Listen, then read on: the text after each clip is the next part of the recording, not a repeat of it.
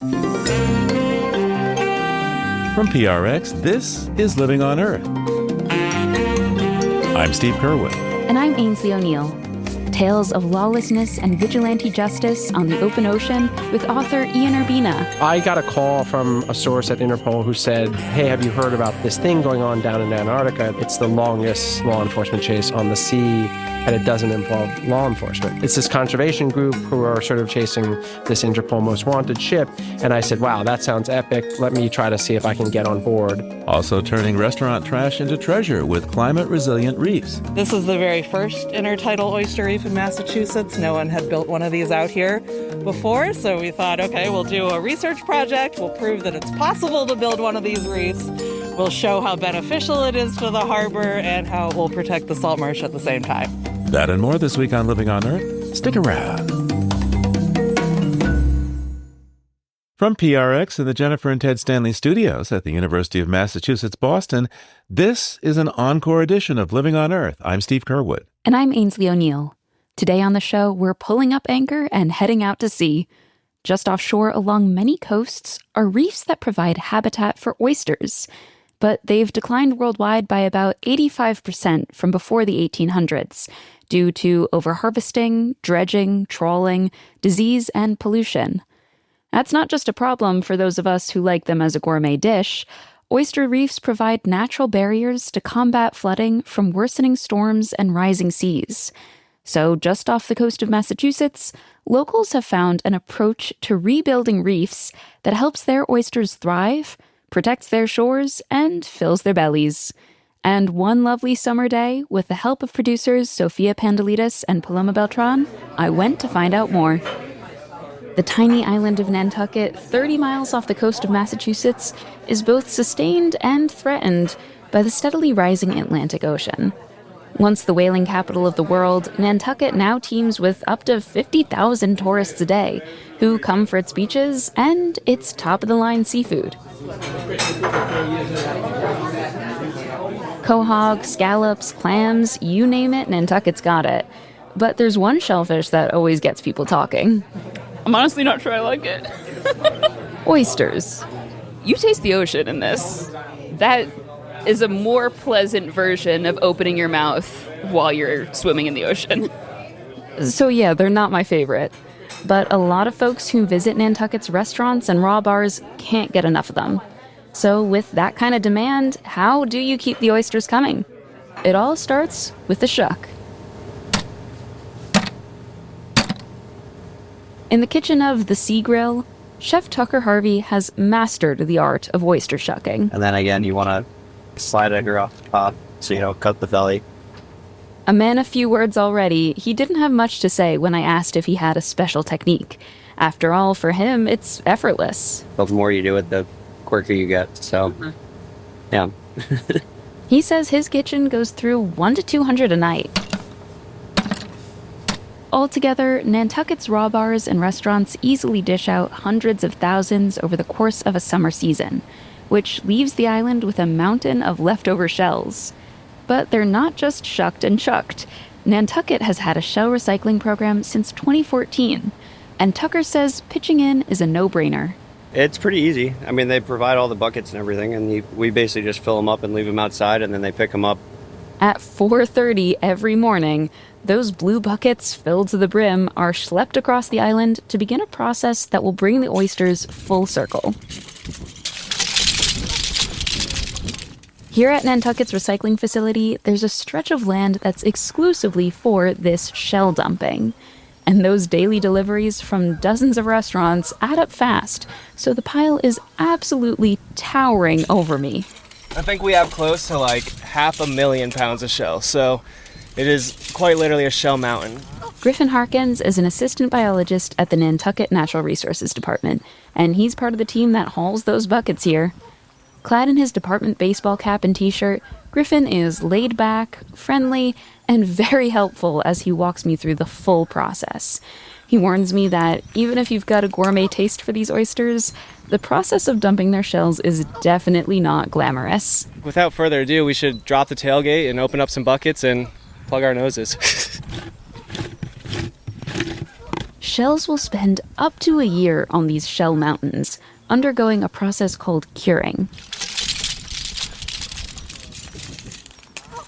Out here in the sun, any potentially harmful bacteria and pathogens have time to die off, and the birds and the bugs will take care of any remaining organic matter.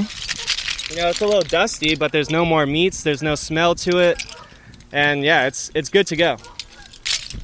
So, after a year, the shells are bleached and pristine, ready to be reintroduced to the environment with only minimal contamination.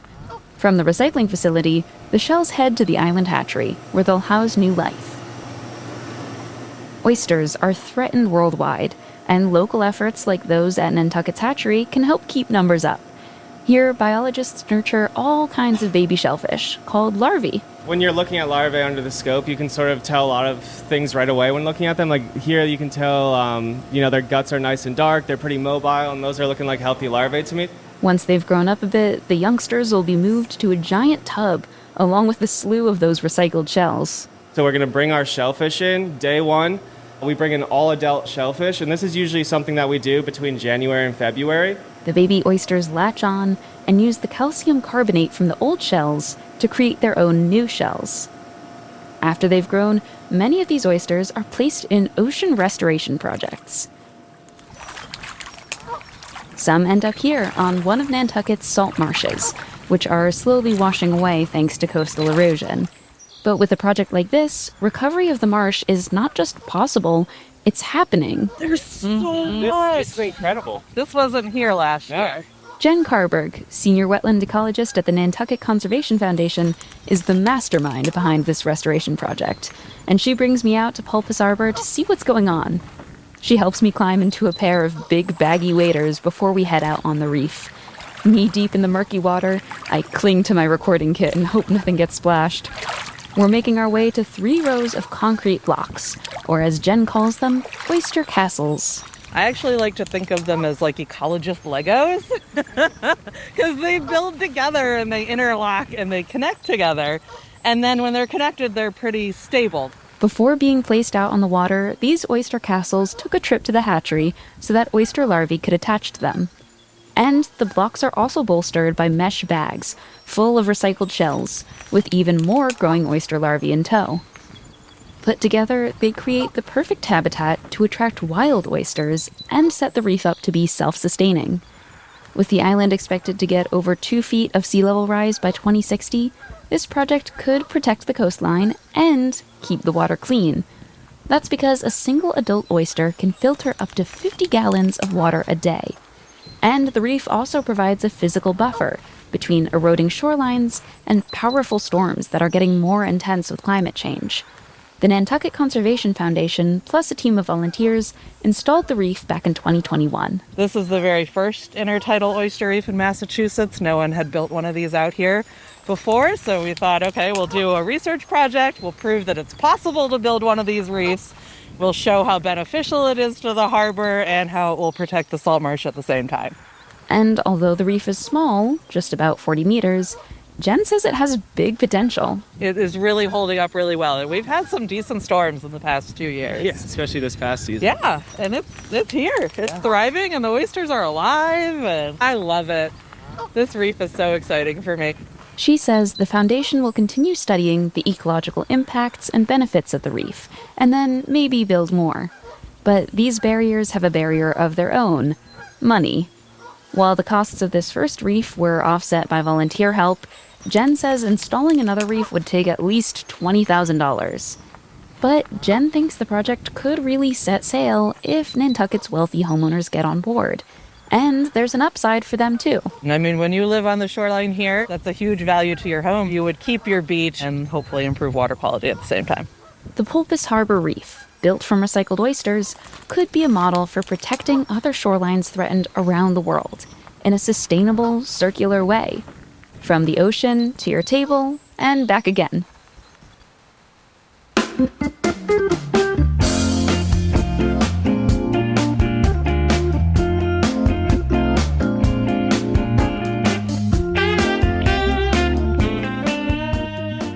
By the way, what does an oyster reef sound like? A few years ago, our colleague Sophia Pandalidis reported on how reef soundscapes may help baby oysters settle in a safe place. Here's a taste. Snapping shrimp, which hide in the nooks and crannies of reefs, dominate this underwater orchestra. They create air bubbles that pop by snapping their claws together at roughly 60 miles per hour, making them one of the fastest moving creatures in the animal kingdom. And while researchers say that shrimp take first chair in the underwater orchestra, other creatures add richness to the symphony. Fish that purr, grunt, whoop, and even honk make up the brass section. And grazing urchins, which scrape algae off rocks with their teeth, bring in the percussion.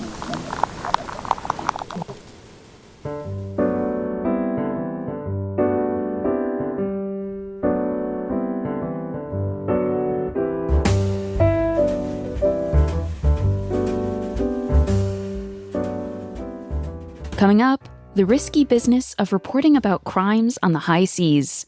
That's just ahead on Living on Earth. If you're one of Living on Earth's listener supporters, or if you've been considering a donation to LOE, this message is for you. As a nonprofit news organization, listener support is vital to LOE's weekly effort to bring you up-to-date environmental news and information. Your gift to LOE makes a difference and makes our work possible. So thank you.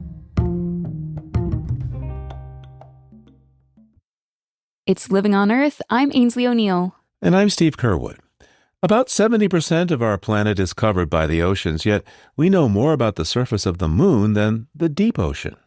With such little attention from society, it's also no surprise that lawlessness is rampant out on the open ocean, with crimes ranging from illegal fishing to slavery at sea. Investigative journalist Ian Urbina spent a number of years researching and writing his gripping book, The Outlaw Ocean: Journeys Across the Last Untamed Frontier. At times, he risked his life in his quest to shed light on the dark corners of our seas. Ian Urbina also founded and directs a nonprofit journalism organization called the Outlaw Ocean Project. In 2019, Ian joined me at the New England Aquarium near our Boston studios for a live event to share some of his stories. Ian, let me just start by asking you, the Outlaw Ocean, to what extent do we understand that there's no law out there? I mean, in this society, we live where, hey, if you have a parking ticket, they come for you and they boot your car. I mean, there's a whole system of accountability. And yet out there, there's not. Yeah, so I approach this space both as a frontier and as an outlaw, by which I mean an extra legal space. It's not the case that there are no laws. There are lots of laws, but the laws are often written in a murky or contradictory way. And then also laws are only as good as their enforcement. And especially on the high seas in international waters, there's no, police force that is out there patrolling. So while there are isolated cases of enforcement, they're rare. You decided to, and forgive me about this pun, bookend Outlaw Ocean with stories about the Sea Shepherd Conservation Society. What about their journey stood out to you? And especially you have to tell us the story of the Thunder. Yeah, so for those who don't know, Sea Shepherd is this interesting organization, self-described as a vigilante ocean conservation group. It's an organization that has a large fleet of ships, and they go around the world patrolling. And so the book is, as you say, bookended with two Sea Shepherd stories. The front story is about Sea Shepherd's campaign to chase the world's most wanted illegal fishing vessel called the Thunder. And then the last chapter of the book is a look at a very different campaign, which was Sea Shepherd's harassing of Japanese whaling ships that are whaling arguably illegally on high seas. And so the Thunder, the bottom line with this story was that there has been this purple Interpol list, which essentially is a sort of arrest on site list. And ships would be put on this purple list if they had engaged in demonstrable repeat illegalities over a length of time. And the Thunder, by some metrics, topped the purple list because it had well-documented decade worth of illegal fishing, largely in the Southern Ocean, largely aimed at the Patagonian toothfish, also known as Chilean sea bass, and to the tune of $67 million. And Sea Shepherd said, it's very frustrating that there is this list out there, and yet these ships, to a large degree, are allowed to operate without difficulty. They catch their fish legally or illegally, they go into port, they offload, and they go on, and no one ever arrests them. So Sea Shepherd said, we'd like to do something about it. We'd like to sort of show governments that A, we can find these guys, and B, then once we find them, we're going to harass them. And as different from their whaling campaign, where they would actually ram the Japanese and do more aggressive things, on this mission, Sea Shepherd decided, we're not going to ram them. We're just going to trail them. And every time the ship attempts to enter port, we will raise a stink, contact the media, embarrass the local government, etc. And the first task was, let's start with the Thunder, tops the list. We got to find these guys. Sea Shepherd did that within 2-3 weeks, found the Thunder, nets in the water in illegal space in Antarctica, and thus began this sort of epic tale of what became what some folks have said is the longest sort of nautical law enforcement chase in history. And what occurred was these two Sea Shepherd ships, the Bob Barker and the Sam Simon, followed and harassed the Thunder over the course of 110 days and over 10,000 miles from Antarctic waters all the way up to the coast of Africa. And spoiler alert, ultimately, after a chase that involved the Thunder going through really perilous ice fields that most folks usually circumvent, they went straight through the middle, Category 4 storm that normally ships wait till it passes. The Thunder went through, all trying to lose their tail, essentially. But at some point, the Sea Shepherd guys saw the Thunder guys putting their nets back in the water.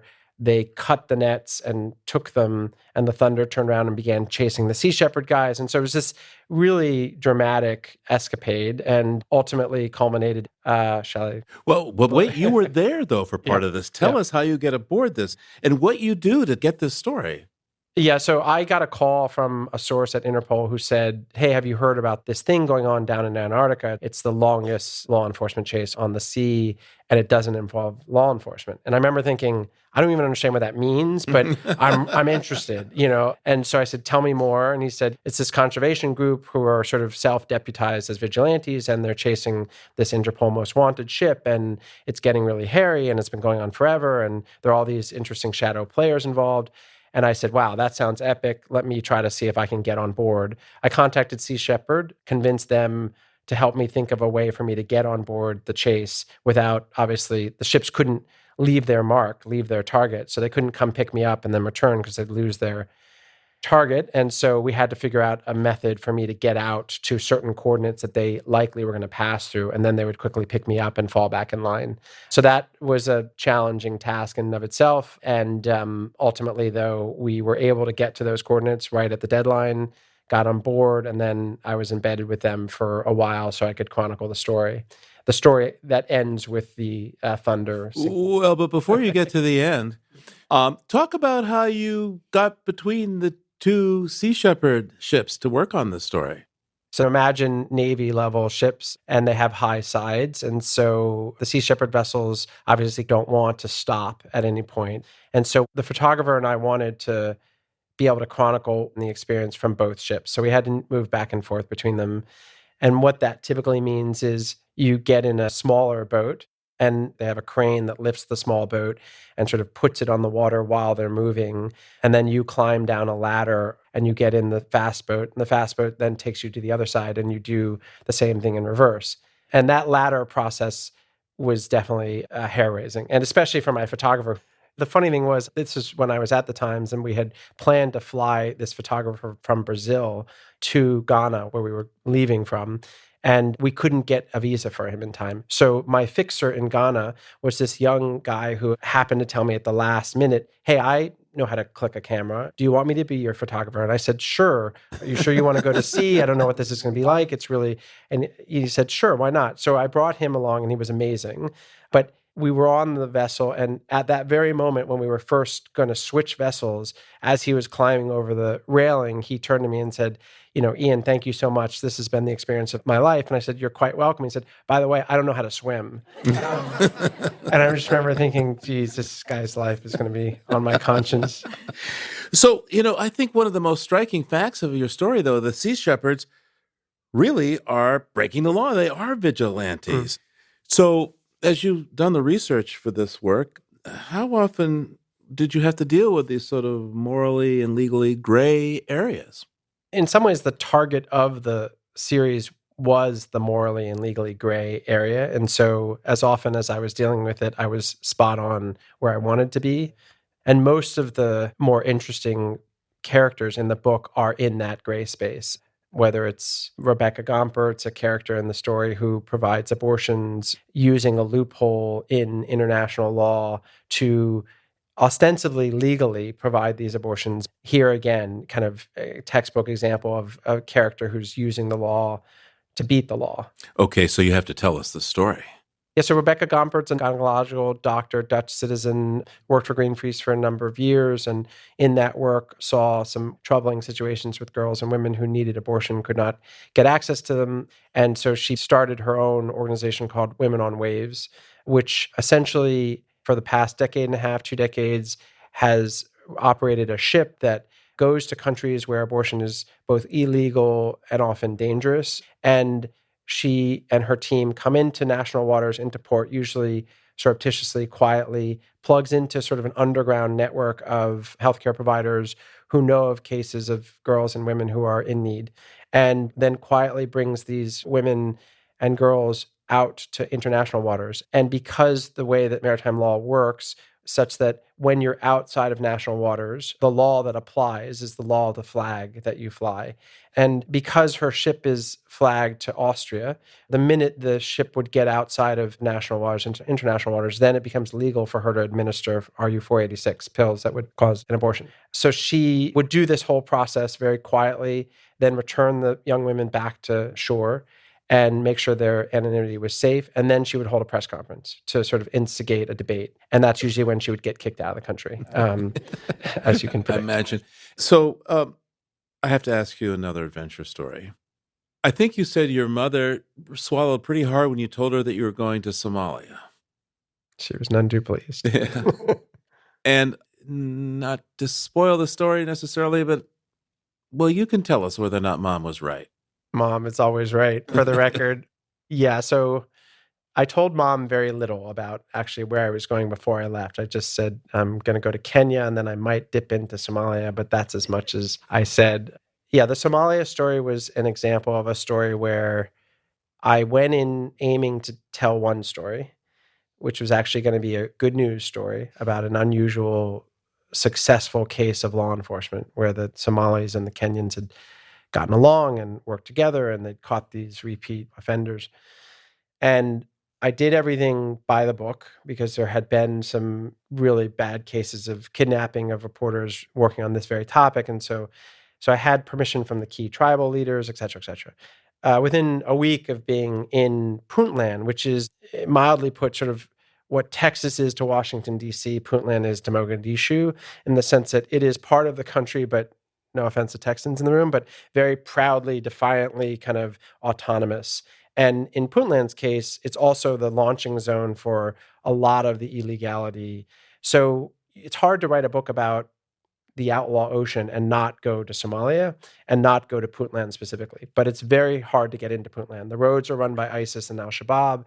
So you got to fly in, you can't go by road. And then when you're in there, you got to be really careful about who your security is, et cetera, et cetera.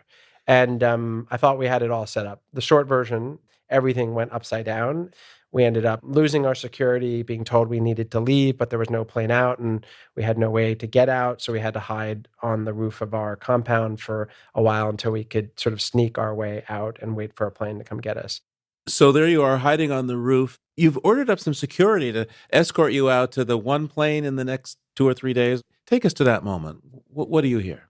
Yeah, so I had a special satellite device, so I was still able to text with sources. And the CIA has a drone base not far, and I knew some people over there. And there were no Westerners in our area, and Shabab was moving in and blowing stuff up, heading towards the compound where we were. And I was getting a lot of intel that was saying, there's a lot of chatter about you guys. Everyone knows you're in there and it's not good and you need to get out quickly. But we had no way out. And I had a fixer who was an American based in Kenya who knew the fish scene. I had Fabio, my Brazilian photographer, and myself. And the intel we were getting streaming in was saying, you got to get out. You're persona non grata. The Puntland government said they're more than displeased with you because they don't want you investigating these Thai vessels that are there, and they're convinced you're CIA, et cetera, et cetera. Then we started getting even more worrisome intel, which was that within our security detail, we had about 20 guys. There were folks who were loyal to the president of Puntland, et cetera. And so our threat was internal, not just external. So then I got really nervous. We had this meeting with the head of security at the compound and myself and the one guy that I really trust, a guy named Tige, who is a tribal kind of figure and very loyal and probably saved my life. And Tige and I decided our plan was to make it look like we were still in the room, because there was a courtyard that could see where we were staying, leave the lights on, pull the drapes, make it look like we're staying there, let all of our security go except for Tige's 3 cousins, who he knew to trust. And then we would quietly go to the roof and hide out there, but very few people would know we were there. And if a hit occurred, it would hit on our room. And then we would do what? I don't know. I guess sort of try to run, but where to? These were not questions I had clear answers for. So that's exactly what we did. We hid up on the roof for a final night, and there was a plane that was going to be brought in early for us, and we just need to make it to the next morning. And so we hid up there for that night. Then the next morning, our plan was to get certain guards that Tige could call in to help us get to the airport. The roads from where we were to the airport were sort of very narrow roads. You're in a fishbowl. And these were the very roads that we would have to go through to get to the airport. And there was really only one route we would follow. And everyone knew that there was one plane that had come in. So everyone knew when those Western guys were going to leave the compound because there was one plane. So it just seemed like a formula for us to get hit. And so our hope was to leave really early with some reinforcements. That plan didn't go well either because the plane said they were going to leave early, and we had to go with no guards and just sort of make a run for it. And during our run, we were stopped by 2 pickup trucks full of armed guys who were not in uniform. And I thought, we have these SOS buttons on our iPhones, and I had given the fixer and the photographer clear orders on, if we got stopped and pulled out, here's what we should all do. And there we were, stopped and being pulled out. And that was, kind of the scariest moment of the time. But in the end, it turned out that these were Tige's guys. So we were very lucky, and these guys sort of pulled us out, checked us out, and then put us back in, and we raced to the airport and got out. Did you kiss the airplane? I kissed the ground. I kissed many people. I can't even remember who. There's a line at the end of your book, and it's going to be better in your voice. This is from page 408 of The Outlaw Ocean. Yeah, so the ocean is outlaw not because it is inherently good or bad, but because it is a void, like silence is to sound or boredom is to activity. While we have for centuries embraced and touted the life that springs from these waters, we've tended to ignore its role as a refuge of depravity. But the outlaw ocean is real, as it has been for centuries, and until we reckon with that fact, we can forget about ever taming or protecting this frontier. So, what's the fix? What's the fix? Yeah, some say the ocean is just too big, it's too vast to be brought to heel. And you would say? I would say, if I wrote a book about injustice, right, and someone said, so what do we do to stop injustice? I would probably say, we start by not asking that question because it's too broad. And I couldn't possibly answer at that altitude. Similarly, what do we do to fix the outlaw ocean? That's kind of like, how do we win the war? And I would immediately say, don't think about the war. Just choose your battles and figure out which of the specific components of that war are the ones that you feel most motivated to tackle, right? So again, if it's ocean dumping or plastic pollution or murder or protection of seafarers or how we handle stowaways post 9/11 or seafood supply chains, I think the smartest move is to not think about the war. I do think there are some solutions that are emerging that traverse those silos, that sort of cross them, that would benefit the environmental and the human rights and labor issues. So for example, if you think of the aeronautics industry. If you were to walk up to a pilot of a 747 and say, so you've called ahead, they know you're coming. We'll see you your entire route. You're going to keep that thing on. We know what cargo you're carrying. We know everyone on board. All their names are registered on both sides, et cetera, et cetera. These answers would be readily and easily answered, right? In much of the world, in the long haul fishing realm, if you asked a boat captain these questions, they would look at you like you were crazy to even be asking those questions. So there is a cultural issue that needs to be confronted that's in the maritime space that allows this realm and those who operate in it a certain level of liberty that is a core problem in my view. And so whether ships have a unique identifier, a license plate that everyone can see that stays the same, and there are serious consequences if you attempt to change it, that would be one step. It not being normal or allowed to turn off your transponder, and in fact, imposing transponders that you can't turn off at all. Another thing that could be a big step forward. These are lofty ideals, difficult to actually implement, but could be a big step forward to like actually tracking who's moving what, where, and how, and what's happening to the fish and the people that work there. And I have to ask this as well. Through all these difficult situations, share with us an uplifter. There's a lot of beauty out there, both in the space and the people.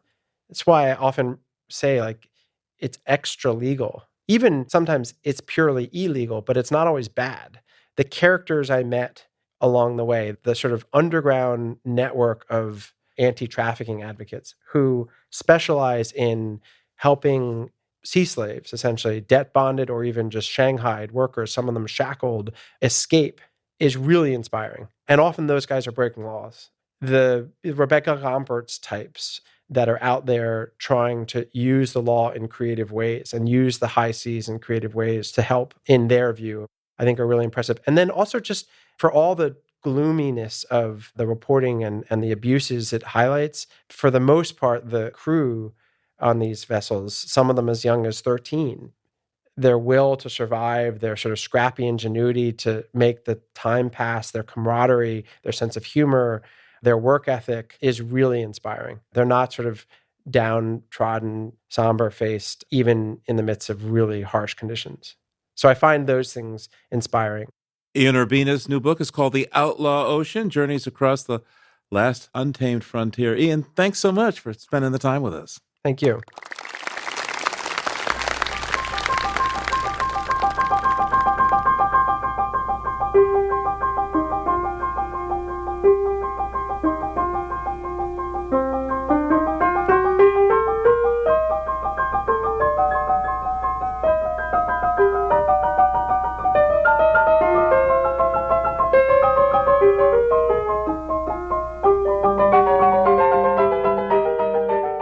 Just ahead, champions of Spain's marine marvels.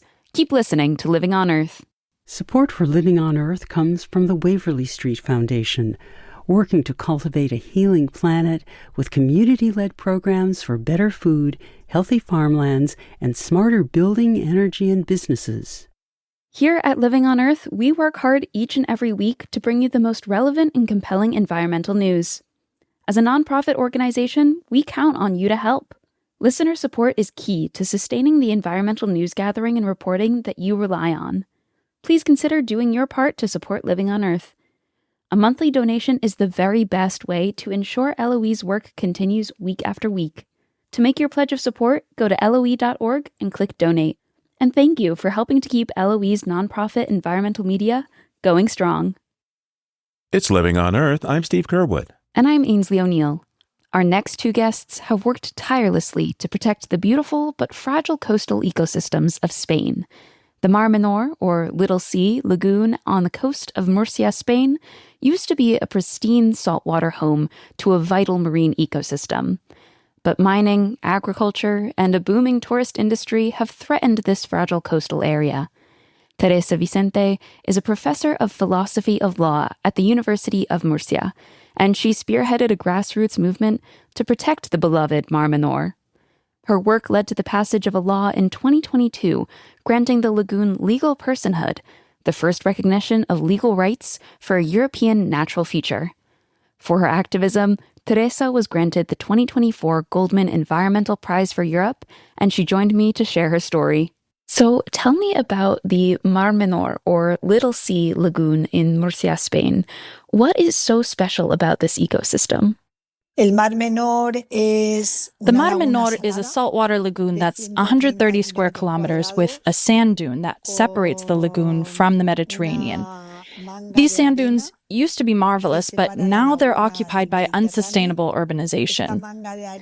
And the basin of the lagoon, which also has rights because it's in the same ecosystem, is 1,660 square kilometers. Since the 1960s, it's been severely impacted by the mining industry because the runoff from mining would spill and make its way into the lagoon.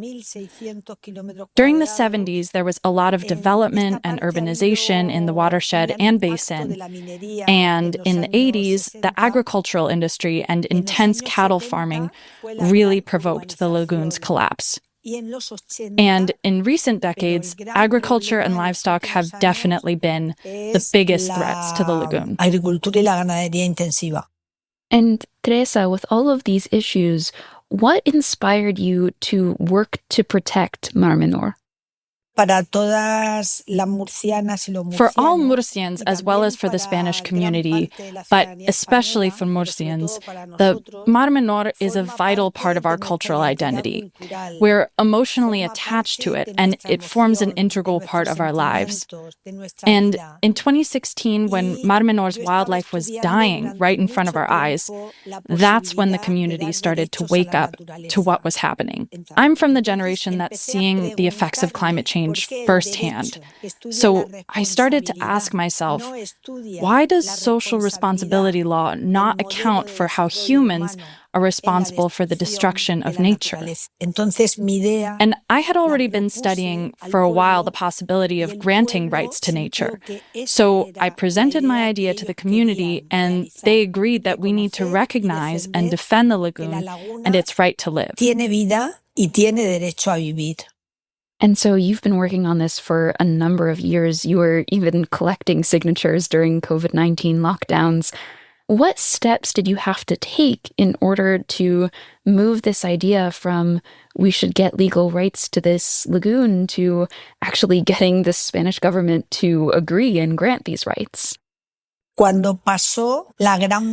the great die-off happened in Mar Menor in October of 2019, I was studying at Reading University in the UK, and I was already looking into previous international legal cases that resulted in the recognition of rights of nature. I was studying what legal steps you have to take to turn a philosophical idea into concrete rights for nature. The two biggest examples I found were the Rio Atrato in Colombia, and the other case was the Wanganui River in New Zealand. So I learned what processes worked in those cases and then researched a plan for Mar Menor alongside my law students at the school. At that time, there was already a social movement that involved asking politicians and scientists why Mar Menor had been damaged and what kind of solutions could fix the problem. And I was one of the professionals asked to participate. During a meeting at the public plaza, I explained my research and argued that the solution was to recognize that Mar Menor is living and it has a right to life. That is, it has the right to be protected, to be repaired, to be conserved.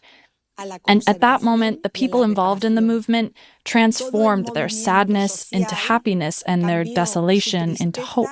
And that's when we realized we were all going to fight together to make sure Mar Menor had its own rights. So as I understand it, this is the first time an ecosystem in Europe has been afforded these legal rights. It's really groundbreaking work. What does this new legal status mean for Mar Menor, and what are you hoping it'll mean for the future of environmental protection? The significance of this win is that Mar Menor has received its rightful recognition as another living being that is part of humanity. It means that we're not separate from natural ecosystems, but we're alive thanks to them. Our human development models have to work within the limits of the natural world. We have to respect nature, live in harmony with it, and not just use it for economic gain. I hope that this can set an example all across Europe and help the communities that are fighting for the rights of endangered ecosystems. Teresa Vicente is a Goldman Prize recipient and professor at the University of Murcia. Teresa, thank you for joining us today, and congratulations. Thanks a lot.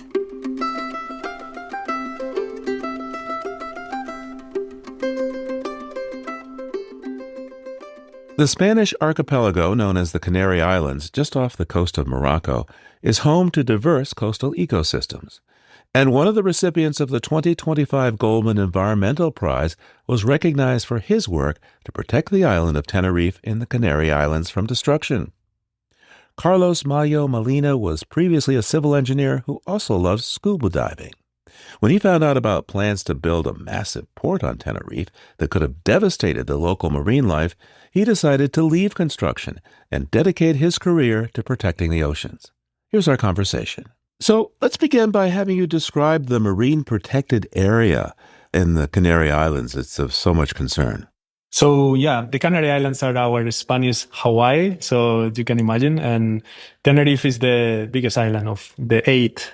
And in the southwest of the island, there is this marine protected area that is called the Zona Especial Conservación Tenorrasca, which means a special protecting zone, which is an MPA, or a marine protected area. And why it's protected is because there is so much life. We have population of whales all year round. We have sharks. We have like a giant squid. And we have like invertebrate sea turtles. It's just a hot spot of biodiversity in Tenerife. And how big is the marine protected area, by the way? So it's 170,000 acres or 70,000 hectares, which is roughly 60 kilometers by 8 kilometers, more or less. Just describe Fonsalia for me right now. So Fonsalia is a port that was going to be hosting 470 recreational boats, big ferries, cruises, just a lot of ships.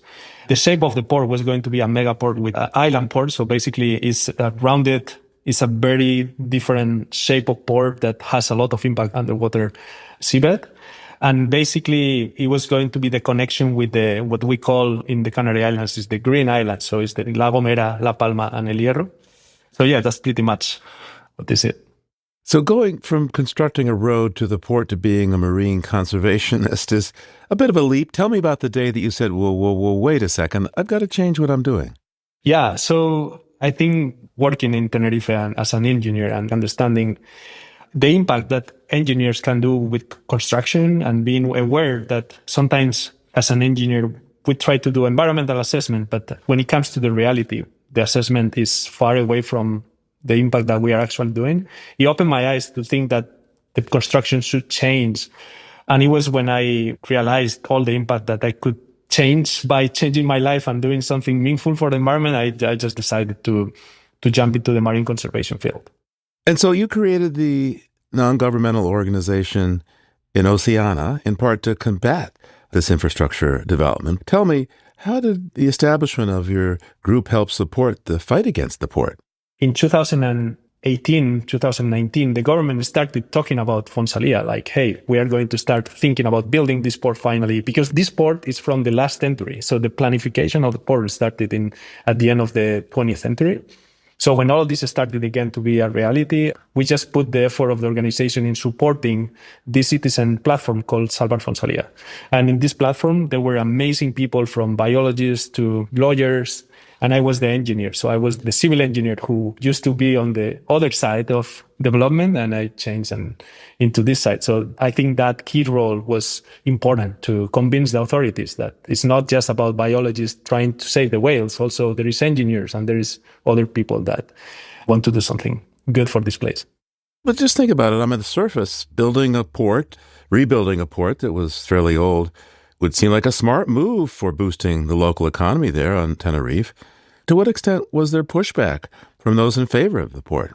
Yeah, one of the biggest barriers was my own engineering group. So I'm part of the charter civil engineers of the Canary Islands. So my own, let's say, family of engineers were the most interested in building this port because, construction companies will make this happen. And they were very interested in having this development going on, right? So that was a big pushback. They tried to make this port from the very beginning. And I spent so much time speaking to them, speaking to my colleagues and trying to convince them that was not necessary. One of the things that we use to convince a lot of people is when this port was planned many years ago, like almost 30 years ago, there was no knowledge about how important was this marine protected area we were speaking about. So, and having all of this information, this new information was key. And also having Europe on our side, because the European Union is very interested in protecting the nature, which is something I'm proud of. That was all of that combination of things was very important. What's been the quality of that biological diversity over the years? How much has it declined? So there is different ecosystems and different animals living there. So for instance, when you speak about the seagrass is these plants that live under the ocean and they produce a lot of oxygen and sequestrate carbon. They are carbon sinks. We lost, according to our own studies with my organization, we lost at least 60% of them in the last 20 years, according with the data from the past. But when it comes to the whales, the population of whales is still there. It hasn't been declined, but the level of cortisols, the level of stress is just increasing because all of the tourism and all of the pollution and all of the stressors. So yeah, there is definitely getting worse and worse. So talk to me about what would have happened to nature with the construction of this port. What was wanting to be done? Yeah, so first of all, there is different levels of in the construction of port. First, you have the actual construction, and then you have the kind of the operation of the port, right? So it's different impacts. When you are building the port, the first thing you are going to do is to destroy the seabed. So you are going to put a lot of land under the water to just create an island, basically, that is going to be all the filling of the port. And that's so bad for basically all of the seagrass, all of the invertebrates, all of the animals that live by the coast. But then when it comes to the operation of the port, it's when you have thousands and thousands of boats and ships coming every day and moving. And if you think about this as in the middle of the marine protected area, you have this port. You can imagine all of these port ships as arrows and going around and disturbing the whales, polluting, and just having a lot of impact on the environment. It's imagine you have a national park where you have thousands of cars going everywhere, not only on the road but outside of the road. So it will be really bad. Carlos, I think it's pretty clear that you put in exhaustive hours in this campaign. So now the question that I'm sure is on everyone's mind listening to us, to what extent does this story have a happy ending? Yeah, I'm so happy that you're asking me for this question, because when the government changed their mind and they were okay, we are now against the port, and all of the Fonsalia platform, all these citizen platform, were so happy to celebrate that the port wasn't going to happen. Myself, along with my team and other partners, we continue working on, okay, this is not the end. We need to do something more. We need to really create something in this place to really have a happy ending. And this is where we started asking to Europe for funding to create a marine conservation and education center in the area where the port was going to be built. And 2 years ago, we got the announcement that Europe gave us the fundings, and this project is called HOPE. And for many reasons, but of course, it's because it's bringing hope to this area, and it's very focused on working with the communities and being able to teach the communities about how important is this marine protected area that is connected to all of the Macaronesia. So now we are building this marine conservation center, and I'm hoping that this is the real way to finish with the problem, a root problem of development and gentrification that is happening in the Canary Islands. Anything more you want to tell us? Yeah, HOPE is a very beautiful project also because it's opening to Africa. So we have partners in Senegal, Ghana, Santo Tomé y Príncipe, and Cape Verde, and along with Portugal. So we are actually partnering. This Marine Conservation Center is in a network of other countries, and because there is so much work to do in conservation across the Macaronesia, that is all of this region. So it brings a lot of hope to think about this. What's your happiest moment these days now when you come down to this area that was going to be a port and now is this conservation site that you call Hope, Esperanza? What do you think of most?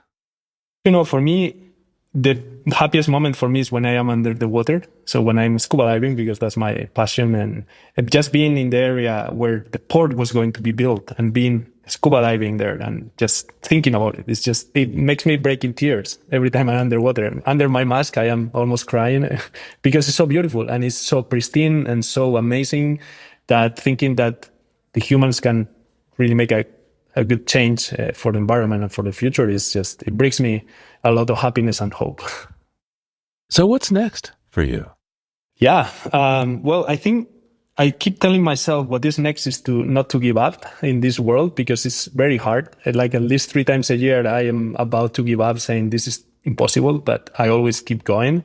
So I think using this opportunity of the Goldman Prize to go to the next level and be able to maybe start, I like to see that in the future we are going to start projects in Africa and working with other countries and use this model in the Canary Islands as standard that we can replicate in other places and like create a ripple effect that really makes a difference for the ocean.